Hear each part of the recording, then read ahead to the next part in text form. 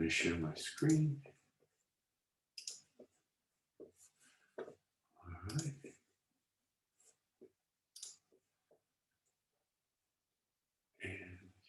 right. Professor, I have a question. Sure.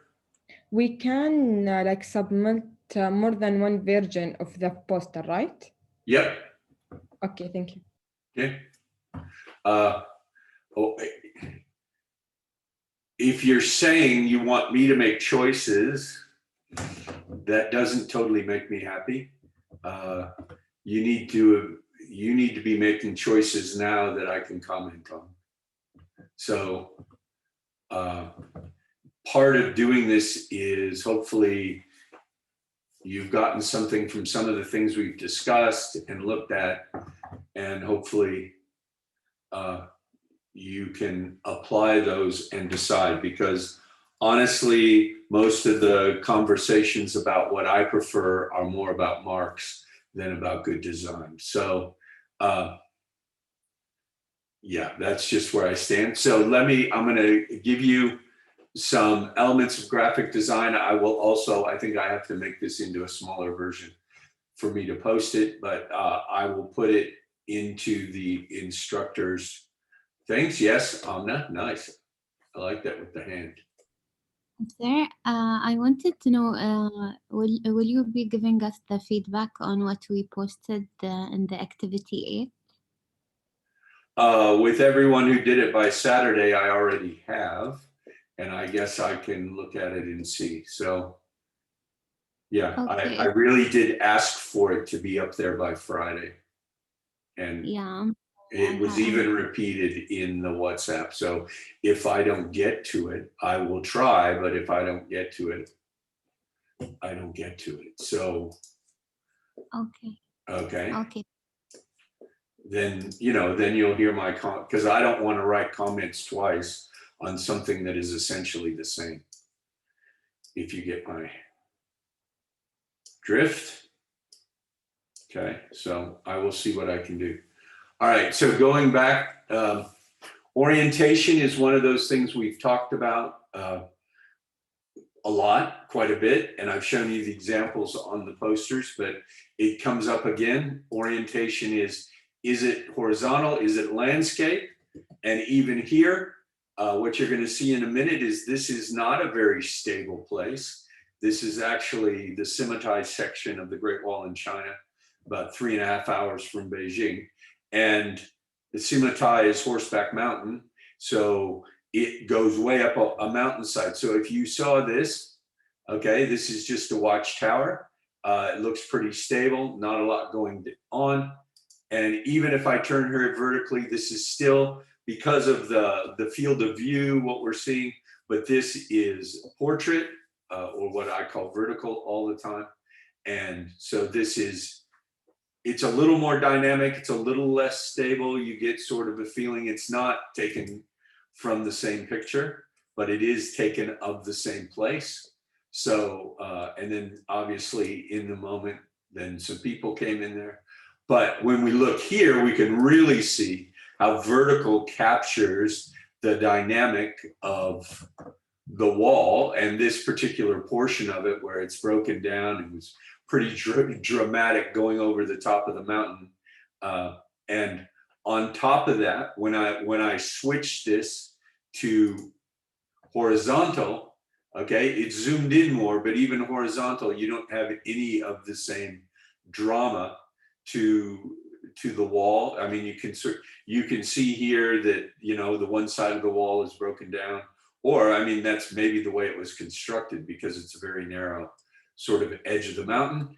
I really wanted to go out there, and it said that it was like 100 dirham fine to go past the sign. And I was sort of going to say, let me find the person, I'll pay him the 100 dirhams, and then I'll go walk past the sign. But then I probably wouldn't be allowed to stay out there. But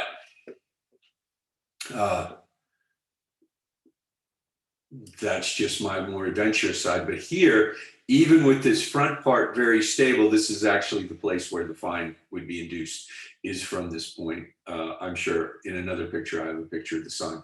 But you get a sense of the verticality, you get a sense of the edge where the backside, that maybe the Mongols could have come up this side, but wouldn't have been too happy going down the other side. So the orientation, the portrait, the vertical really enhances that. So that's why even virtually all of the examples I showed you from my images ended up being the more interesting to me and the more dynamic are the vertical. It's not just about where it's gonna, where it would hang or something like that. It is also about how the image looks, so that even if we go back to one here, if I go back to Illustrator and we take a look at, okay, that's portrait, looks like, okay. I will open recent if, just in case it's not here. There we go.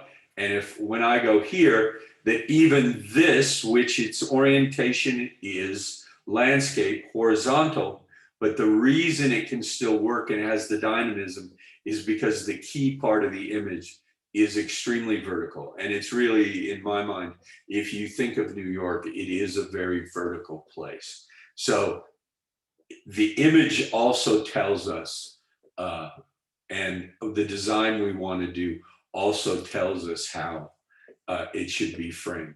Now, second, another concept I have here is the idea of edge magnetism. And so there's the horizontal again. And this is the idea that the closer we get to the edges, the more it draws our object. So I have made comments on activity 8, and what I'm meaning by when the words, when an object, when the typography, your slogan, your poster specifics line or slogan, when it's too close to the edge, it pulls the vision off. It pulls us away from seeing it. So if I go here and then, okay, I'm going to turn that one off. But if I take these two and let me magic wand it. Okay, and let me eyedrop it. Okay, oh, all right. Okay, I'm going to eyedrop that. I'm going to go to this one. No, I'm going to go to that one, sorry.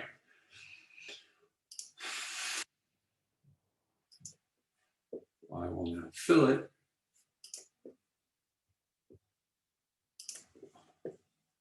With foreground color. Okay, so the idea of edge magnetism, if these two objects are here fairly stable, okay, they belong to each other. We saw that in Gestalt and we saw that in those things.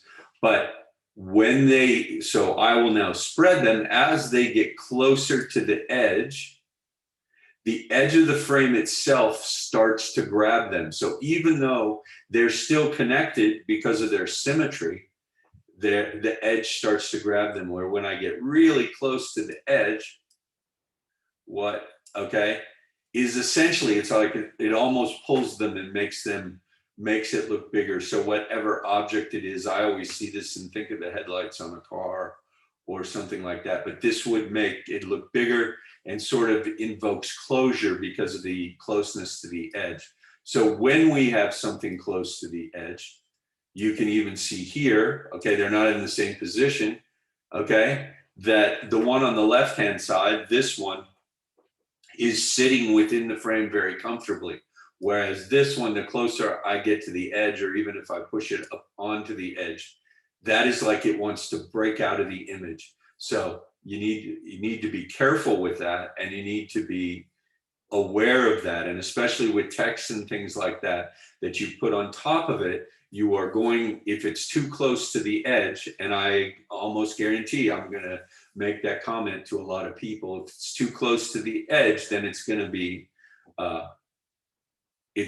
too powerful. It's going to be too distracting that you can't really look at the rest of the image. So you need to move it in And it doesn't have to be this far in, but it needs to be comfortable within the frame, particularly, I think, textual parts, unless you're trying to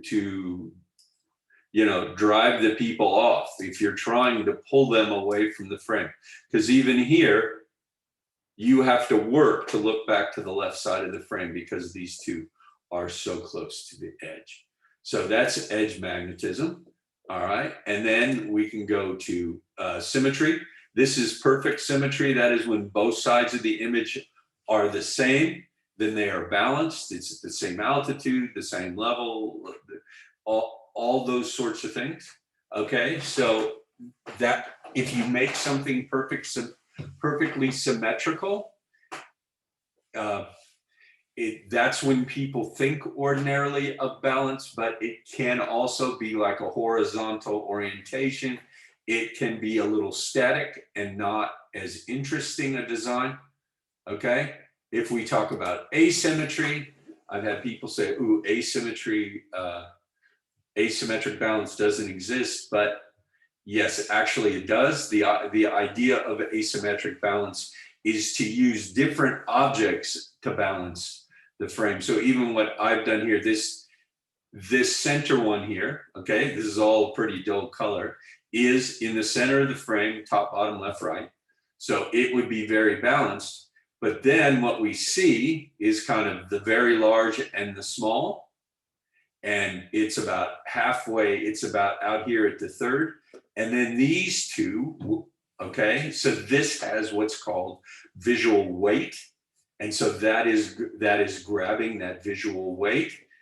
And these two, even though they're smaller, also collect that visual weight to balance this off because their total visual weight can equal, and also they're closer to the middle. So you almost think of it like a teeter-totter or a balancing beam or something like that, that depending what weights you put on either side, or like balancing scales, something like that. So you don't have to have the same object on both sides, but this is asymmetry and creates more interesting relationships and lines and makes a picture more engaging. Then finally, I've got 7 different forms of contrast, because here I'm taking that asymmetric balance even farther, that even though this one spot is this one circle is very small, because of its complete difference from these other 3 in terms of size, it can balance them off. I mean, you could even make it smaller and put it, like up here in the corner somewhere. And it has an attractive quality because of the contrast. It contrasts the dominant forms within the image, the dominant space.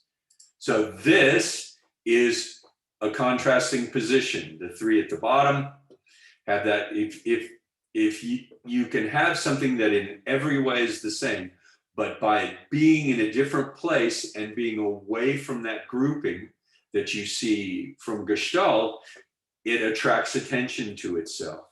Okay, so that is difference in position. Here, very simply, completely balanced, but by having the one red having a different color, that is contrast to the blue.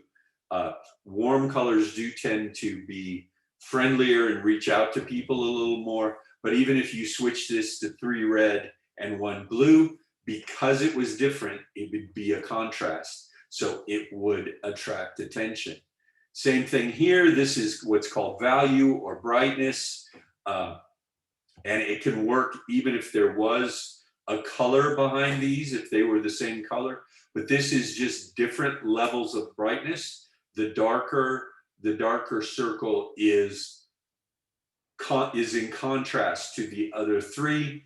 And once again, it would work the other way as well if the 3 were darker. But the one that's different, that one piece of contrast, is what attracts our attention. So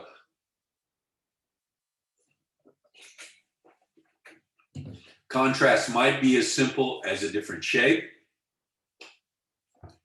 And part of what contrast does really is, for a person viewing it, it makes them ask the question, why is it different? And then it's your job as a person being a creative designer of visual space, is to answer that for them. So if it attracts their attention there, then they can read something, then it draws them to something they need to see, or an idea or a concept, something like that. Why be a round peg? Who knows what you could say. So contrast of direction, the one in the up, so the horizontals can work the other way. That one, the lesser amount, and here I've done it in the extreme way, which is to only do one in contrast, that will attract attention. Now it's got a little bit of a diagonal that helps as well, but that is a contrast of direction. And then I go to this actual photograph, which is reasonably composed. This is down where this part of the wall meets a river. And I actually was climbing up here and I knocked a brick loose. So I'm sure I'm a wanted criminal. I decided to leave the brick there though. Okay, but if we look at it, the basic colors are this kind of beige gray of the wall. Then you've got the scrubby green and some of the dead kind of plants. And we've got all this massive structure. But down here in the bottom, this guy in his red jacket, red shirt, is attracting a great deal of attention. And that is because total contrast of color.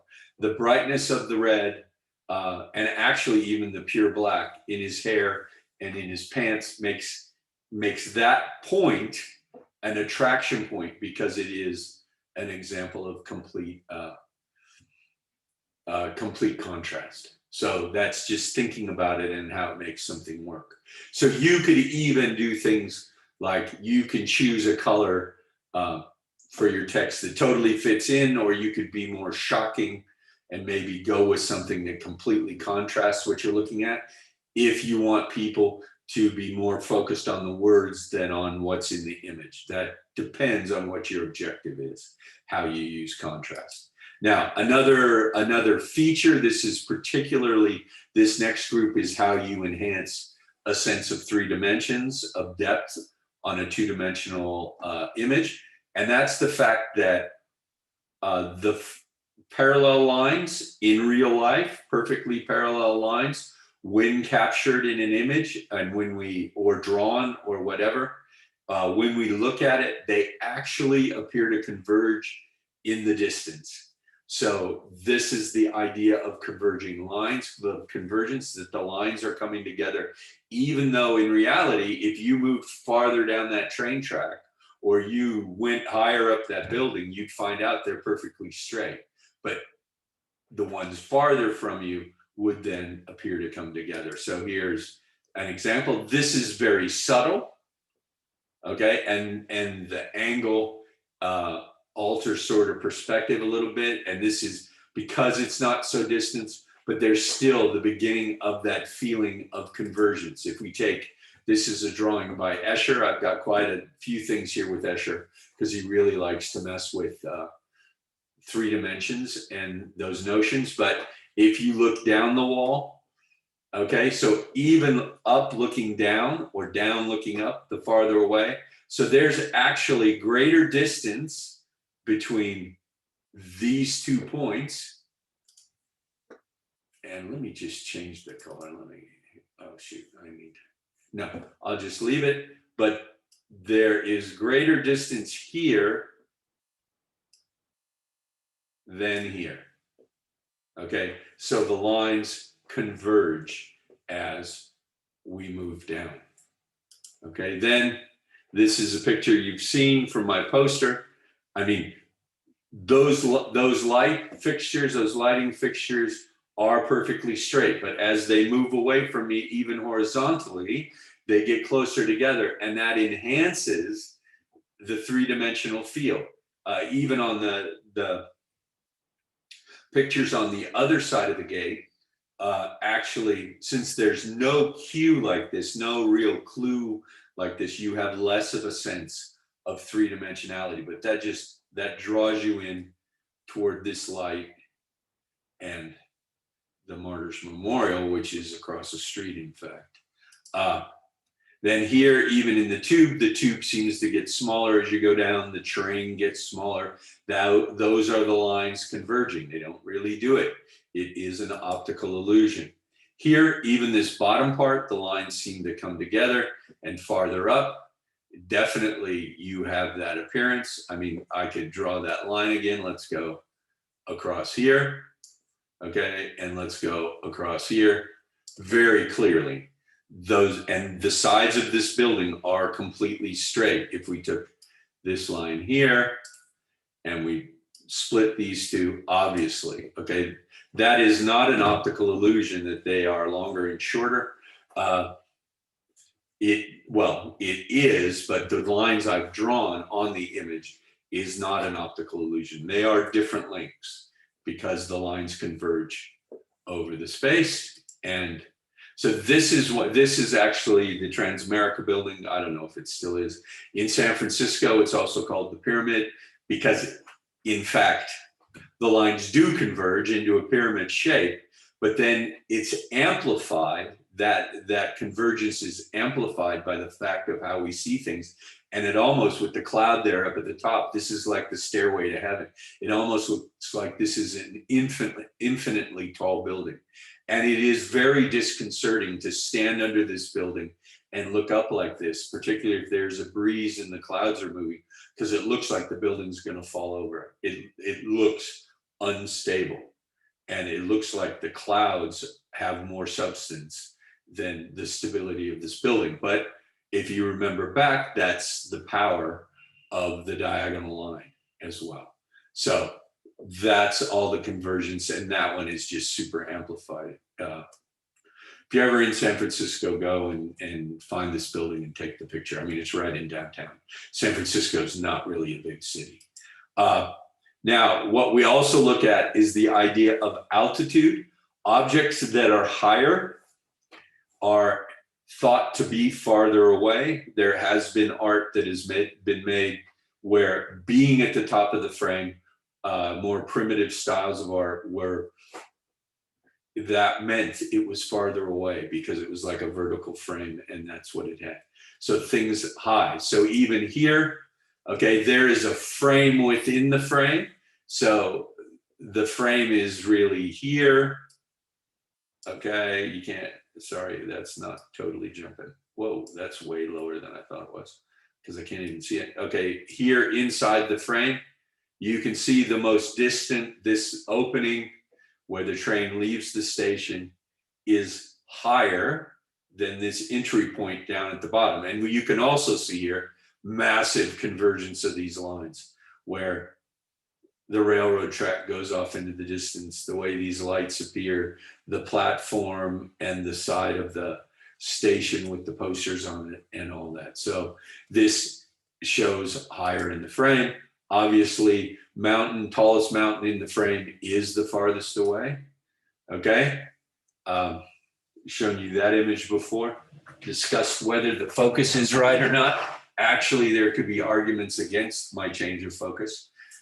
But for three-dimensionality, but it is the tallest, even though these objects are essentially the same height. They are near the same height, but the farthest one is the highest one. One might assume that this is the farthest away, but in fact, it's not. It's this one over here, but this one takes on that impression. But then there's other factors, shadows, light, and things like that, that may or may not let us know that that one's the farthest, but that we are going to be drawn to this tallest one as the highest one. Okay, then there's the idea of overlap. And I've got here just a little example for overlap. And okay, so I'm gonna make, these guys gotta be bigger. Sorry.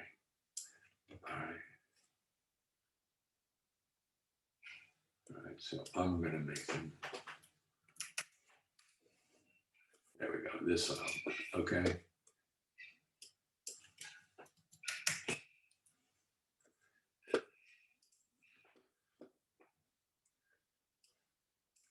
that when objects, okay, so I'm doing very simply just circles, but when objects overlap one another,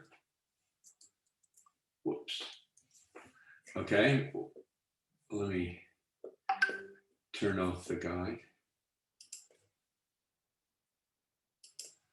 Okay, when objects overlap each other, the one at the top is the one that appears to be the closest. And actually, if we look at this, this is actually fighting the highest notion, because the one that is on top of the other two is the one that appears the closest. If we just have these three objects, other than color temperature in the sense of color, that the red looks closer, there is nothing about this that gives us any information that's three-dimensional. So when you can overlap things, then people get that sense. If I really want to make the different methods of distance to work right, I would put the top overlap on the bottom, and then the farther away object would be at the top, and the two aren't fighting with each other, then they're working together. So you can sort of note that if I mentioned anything about overlapping frames. So here's some examples of overlaps. So this is overlap. Everything's in pretty equal focus. The only way we really get a sense of this is a little bizarre. I mean, it's supposed to be a pond on a muddy road, so people have walked, people have driven, and then there's the reflection of the trees, which also make it a little weird because that throws off perspective. But it's the layers that really tell us the relationship between these different things. Here with these buildings, even though it's in shadow, the church, Trinity Church, as a matter of fact, New York City, it is the closest to us because it is overlapping number one Wall Street over here. Okay, so that if it was just lightness, whereas we have less information here except composition, but when it's overlapped, we know what that dimensionality is. Here's another Escher, very similar, looking at the layers. This is a Korean War monument in Battery Park in New York. And so it is built for us to look through the layers, where you look through the universal soldier and that idea. And then you even have the layering of the trees. It'd kind of be nice if there was something up front here. It would be more three-dimensional. That's why even if we go back to this one, these leaves actually provide a layering to what would otherwise be an empty sky that do give us a sense of place and probably tell us more about this building over here. Because this layer, we can see that the church and these trees are in the same layer of, and I mean, that's the way Illustrator works, is with layers. And so it's built there. So the Wunda wheel is covered by the Thunderbolt, okay, on Coney Island. And then this one, very clearly, you have three predominant layers, which is the totem pole in the front, and the cool dragon and cloud. And then you have the trees in the next layer. And then behind that, the main building. Beida, Peking University, still called that for interesting reasons. But so that picture is very layered, and it's what makes it kind of work, because it's a very gray day and it's a very white sort of structure that's a little bit boring. So I tried to use layers to keep it a little more interesting. Okay, then next is the idea of atmosphere. As something gets farther away, it becomes, the color is less saturated and the detail and the focus are less sharp. So it sort of goes a little gray. Sometimes people say it goes a little blue. There's a famous American song, America the Beautiful, I believe it is, talks about Purple Mountain's majesty. And that's the notion that off in the distance, that, you know, these big mountains that were off in the distance were kind of purplish, purpley bluish. So that's why it became Purple Mountain's majesty. But here again, up here we can see a bit of the grass and the rocks. Then we see less. There's still a little sharpness. And as we get to the third or fourth layer of the hill, and it's much farther away, it loses definition, it loses color. There's not a lot of color to begin with. But here, Escher did it where he did it by hand, and he created that sense of depth. The things that are closest to us, are sharpest, are the most colorful. And things that are farther away, even in black, they become more gray and mushy, and then it's almost like there's a haze. Okay, this is one which sort of disproves perhaps my theory on La Pedrera, the kind of man-looking face in the abstract objects, because I did put the focus on the rear building, but this rear building is much farther away. So it has some atmospheric interference, so to speak, where it's gone more gray. This is actually this logo. Okay, these letters down here are gold, and that logo for Beida, Peking University, is bright red with gold on it because it has a royal implication. And then up front here, where you see all this detail, you can see the focus is softer, but it almost would feel more correct if this was sharper and then that was in the distance. So I should have taken a couple of them to get that one right. So then the other ways when we add dimensionality is when there's shadows. The core of any image, photograph, drawing, etc., is shadows and light. Shadows and light are what give us a sense of dimensionality. I'm sure you guys have all seen this. This is one of Escher's more famous pieces that's complete confusion. It's a surrealism, but the way he confuses is shadow and light. So you can see here with this tree, there's the shadow this way. This is all natural. So those all fit together with that shadow. Then if we look the shadow step on the stairs.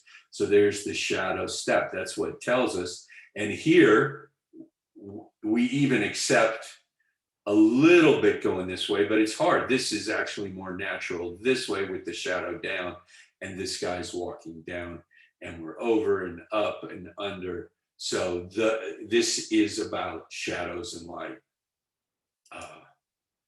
Whereas this one, which is also surreal, but it has a very strong realistic look because the shadows are consistent for both hands and they come across, and then it's messing with the two-dimensional and three-dimensional. It is all in very much in the shadows. This included as well the lizards and the steamy lizard. Okay, and even here it is the light and the shadows that create three dimensions and that you would move toward the light. Then finally, the final group is when you have objects that people have knowledge of, they can determine the scale, the size. So here you have people. If we go back over here and look for a second at Liwa, okay? We don't have a sense of scale. This could have been done on a miniature. There are no objects like a person or a land cruiser or a patrol or whatever to give us a sense of dimension because there's no known object here. Now, if you're very experienced in the desert, you might question that and say, yeah, but I can tell. But for a novice or someone who doesn't have that point of knowledge, because even here in this, we have a sense of the scale because we know the sizes of cars. So that says these buildings are huge. They are extremely tall. And we even have crosswalks. And if we look more detailed, you don't really see it. There's a bicycle wheel way down there. But you do get a sense of the size of this man-made canyon and looking at the sunset at the other end because there's cars that you connect with so you understand that size. Here we have all these people and even this sense of the umbrella, but they're much closer. I mean, that's why I like this photograph. I need to tweak it. This was before they refurbished this for the 2008 Olympics.